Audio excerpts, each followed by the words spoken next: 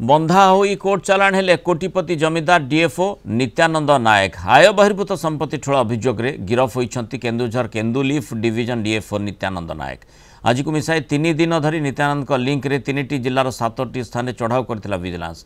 चढ़ाऊ बेले कोटी कोटी टंकार संपत्ति सह पुलापुला मारणास्त्र जबत होईछि। आयठू 218% संपत्ति ठूल करिसेंती डीएफओ।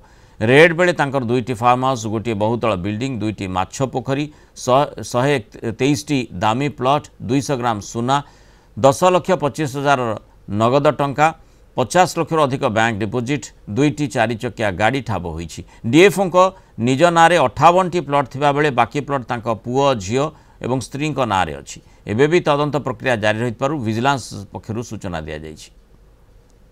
अंडर सेक्शन 13(2) 13(1)(b) एवं 12 पीसी अमेंडमेंट 2018 हम प्रदान करछु, जोथरे तांको वाइफ श्रीमती सूर्यमणि नायक से मध्य आसामी अछंती आउ अंदर आय बहिर्भूत संपत्ति ठूल अभियोग रे हमें 7टी जगह रेड करथिलु। सेटू सब हमें डॉक्यूमेंट कलेक्शन कला पर विभिन्न जगह एप्लाई कलेक्शन कला पर हमें जानिया पाइलु तांकर मोर देन 200% प्राय 218% डीए होची। छड़ा आम आहरी तदंत जारी रही। फाइनाल आज कोर्ट फरवर्ड कर दूँ, तदंत जारी रही।